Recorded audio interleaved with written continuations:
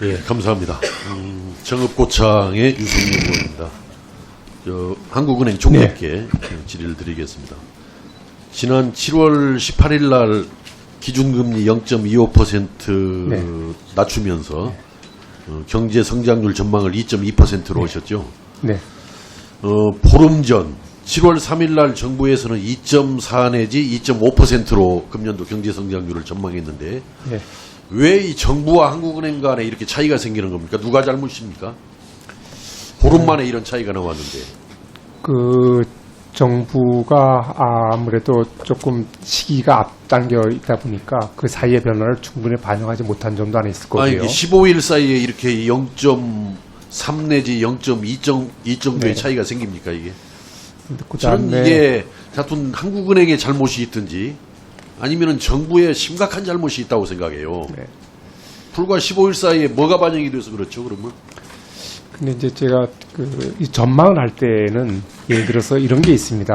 전망에 영향을 주는 어떤 중요한 변수를 어떻게 볼 거냐는 건데, 예를 들면 아니, 그러니까 반도체 경기의 그 변수를 어떻게 보느냐라는 문제인데 분명히 지금 한국은행이 보는 것과 정부가 보는 것이 다르기 때문에 그런 거 아니에요? 이제 정부는 조금 더 저는 우리 같은 정부 기관 내에서 이렇게 차이가 심각한 것은 그 자체로 심각한 문제다, 이게. 뭐 경기가 나쁘고 좋고 이 문제를 떠나서. 그러면은 지금 한국은행에서는 2.2%로 지금 전망을 하신 거죠. 네. 거기에는 일본의 무역 보복 효과가 반영이 된 겁니까, 안 된 겁니까? 제대로 반영을 못했습니다. 반영이 안 된 거죠. 그럼 만약에 일본의 무역 보복 효과가 이 시간 이후로 진행이 된다면은 2.2%보다도 더 낮을 가능성이. 네, 저희들이 이제 조금 부분적으로 반영했다는 말씀을 드리고, 만약에 지금 상황보다 자꾸 악화되거나. 아니, 뭐 부분적인 반영이면 얼마 정도 반영이 된 겁니까? 2.2%. 숫자로 말씀드리기는 상당히 아니, 좀. 숫자로 말씀을 해야지. 2.2%라는 전망을 했으면은 숫자로 말씀을 해야지. 뭘로 말씀을 하시려고 그래요? 그래서 어떻든 간에 좀 더 좋습니다. 나빠지는 거 아니냐. 그런데 만약에 뭐 부분적으로 뭐 반영은 된 거다라고 그냥 이렇게 받아들이고. 더 악화, 지금 말씀하신 대로. 그러나 본격 반영이 되면은 더 심각해지겠네요. 그렇게 되면은 더 악화된다면은 성장률을 낮추는 쪽으로 작용을 아마. 그러면은 추경 6조 7천억 원 아직 처리되지 않고 있는데 추경 효과는 반영이 된 겁니까, 안 된 겁니까? 됐습니다. 된 거예요? 6조 7천억 원이 처리될 걸로 예상하고 2.2%라고 보는데 만약에 저 자유한국당에서 끝내 추경 처리 안 해줘가지고 추경이 안 되면은 더 떨어지겠네요. 그 반영한 만큼은 좀 얼마 정도입니까, 그게? 반영한 거는 한 0.1 이하입니다. 0.1 이하. 예, 좋아요. 반영이 지금 여기 된 거예요, 추경 효과가. 근데 만약에 추경이 처리가 안 되면은 그만큼 더 빠지네요, 성장률 전망이. 전망치로 0.1%포인트 정도 더 빠지는 거기까지는 안 되고요. 한 0. 예, 좋아요. 그러면은 금리를 지금 0.25%포인트 낮춰가지고 1.5%로 낮추었는데 이것도 반영이 된 거죠, 지금 2.2%에는. 아니, 2.2% 할 때는 그렇지는 않고요. 왜냐면은. 아니, 2.2%라고 전망을 하시면서 금리를 갖다가 기준금리를 낮췄잖아요, 0.25%포인트. 그러면은 그 낮춘 효과까지를 반영한 것이 2.2%로 봐야지.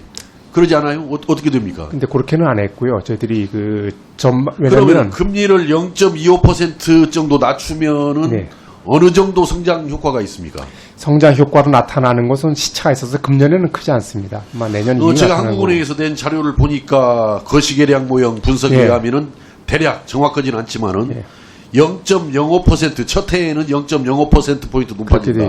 2차 년도에는 0.07%포인트 높아진다 그랬는데 이 0.05%포인트가 반영이 안 된 거네요, 그러면은. 그렇습니다. 2.2에는. 그러면 2.2보다는 조금 높아질 수 있겠네요. 2.25 정도 될 수 있겠네요. 금년 내는 효과가 크지 않습니다. 그런데 저는 이번에 그 금리 인하가 번지수를 잘못 잡은 것 같아요. 지금 현재 경기 부진의 원인이 통화량 부족 때문에 생긴 거라고 생각합니까? 이게 총재께서 생각하실 때. 저희들이 저희들은 수요 요인보다는 공급 측 어떤 충격이 더 컸다 이렇게 생각을 합니다. 저는 지금 경기 부진의 요인을 보면은 대내적으로는 잘못 설계된 소득주도 성장 정책의 시행과 반도체 가격 하락, 대외적으로는 미중 무역 전쟁, 또 일본의 이제 무역 보복 예상되는 일본의 무역 보복 지금 진행되고 있는 이것 때문에 현재 경기 부진이 가속화되고 초래되고 있는 거지 통화량 부족에서 비롯된 건 아니다. 그래서 저는 이번에 저성장에 대비해서 이번에 이 금리를 인하시킨 것은 번지수를 좀 저는 잘못 잡은 거다라는 점을 말씀을 드리면서 저희들이 통화 정책의 효과가 물론 제약도 있습니다만 그래도 어떤 경제 주체들의 심리를 좀 회복시켜 갖고 궁극적으로는 소비라든가 투자에 좋습니다. 긍정적인 영향을 미칠 근데 걸 보고 있습니다. 물가의 상승에 미치는 영향은 별로 안 될 거다라고 아까 인사 말씀에도 그렇게 들어있고 그러던데 물가에 가장 영향을 미치는 것이 뭡니까 지금? 물가는 금리 말고 기본적으로 경기 말고 따진다면 금리 말고 예를 들면 그 대외 요인이 큽니다. 예를 들면 유가가 어떻게 될 거냐 하는 문제. 그렇습니다. 지금 현재 유가 7% 인하가 9월 1일 날 폐지되죠. 뭐 다른 조치가 없다면 유류세 7% 인하도 되고 있는 것이 다시 환원되는 거 아니에요?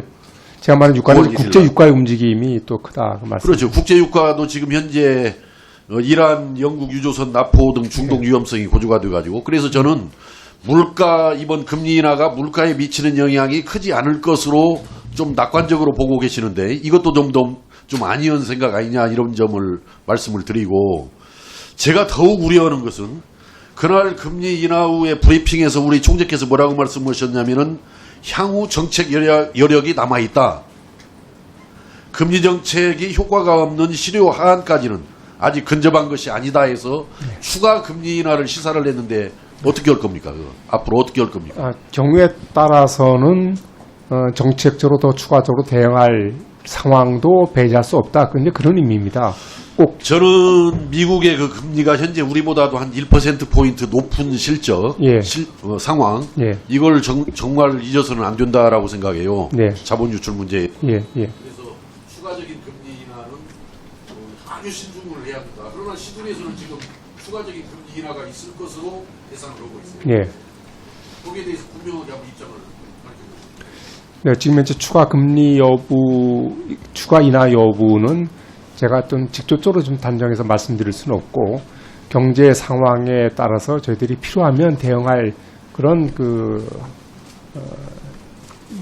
기조는 유지한다 이제 그런 뜻입니다. 그런데 시간이 다 되어버렸기 때문에 추가적인 금리 인하는 다시 부동산 가능성이 높고 유동성 함정에 빠질 가능성이 매우 높다. 이 점을 꼭 염려를 하시고